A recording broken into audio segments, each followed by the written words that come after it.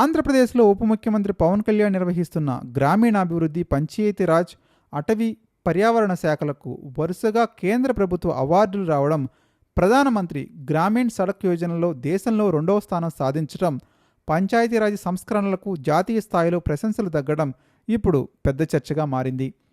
కేంద్ర మంత్రి శివరాజ్ సింగ్ చౌహాన్ కూడా పవన్ చేపట్టిన పంచాయతీరాజ్ మార్పులను మెచ్చుకొని వెళ్లడం, త్వరలో దేశవ్యాప్తంగా అమలు చేసే విధానంగా మార్చే ఆలోచన కేంద్రానికి ఉందనే ప్రచారం వినిపిస్తుంది. పంచాయతీరాజ్ శాఖలో వేలాది మంది ఉద్యోగులకు ఒకేసారి పదోన్నతులు రావడం, అటవీ శాఖ సిబ్బంది ఆత్మవిశ్వాసంతో పనిచేయడం, గోదావరి పర్యటనలో పేపర్ మిల్ యాజమాన్యాన్ని పవన్ హెచ్చరించిన తీరు ప్రజలను ఆకట్టుకుంది.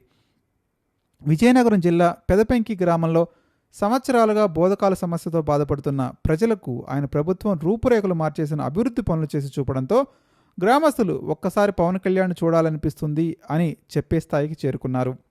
ఉద్దానం సమస్యను అధికారంలో లేకుండానే ప్రస్తావించిన పవన్ అధికారంలోకి వచ్చిన తర్వాత దానికి పరిష్కారం చూపినట్లే పెదపెంకిలో కూడా పనిచేశాడని స్థానికులు చెబుతున్నారు. పాలనలో అనుభవం లేదనుకున్న వారికి భిన్నంగా నిజాయితీగా మాట్లాడే నాయకుడిగా పవన్ నిలిచారు. తప్పు ఉంటే అది ఎవరిదైనా స్పష్టంగా చెబుతారు. ధర్మం, మతం, కులం వంటి అంశాలపై కూడా నిష్పక్షపాతంగా మాట్లాడుతున్నారని అభిమానులు కొనియాడుతున్నారు.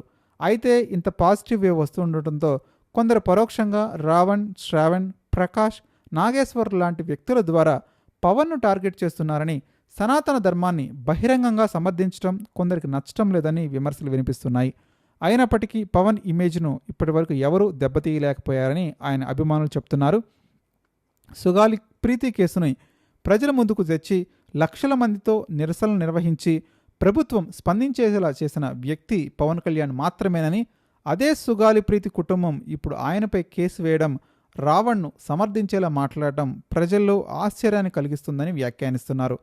చివరిగా పవన్ కళ్యాణ్ త్వరలో 2 భుజాలకు శస్త్రచికిత్స చేసుకుంటున్నారని చెప్పగా ఇప్పటికే ఒక భుజానికి శస్త్రచికిత్స పూర్తయ్యే నేపథ్యంలో ఆయన త్వరగా కోలుకొని మరింత శక్తితో ప్రజాసేవ కొనసాగించాలని కోరుకుంటున్నామని, ఆంధ్ర రాజకీయాల్లో ఆయన లాంటి నాయకుడు అవసరం ఇంకా ఉందనే భావన ప్రజల్లో బలంగా ఉందని ఈ వ్యాఖ్యల సారాంశంగా చెప్పొచ్చు. మీరు కూడా మీ అభిప్రాయాన్ని కామెంట్ రూపంలో తెలియజేయండి. నిజంగానే పవన్ కళ్యాణ్ అద్భుతంగా పనిచేస్తున్నారా? మర్చిపోకుండా కామెంట్ చేయడానికి ప్రయత్నించండి.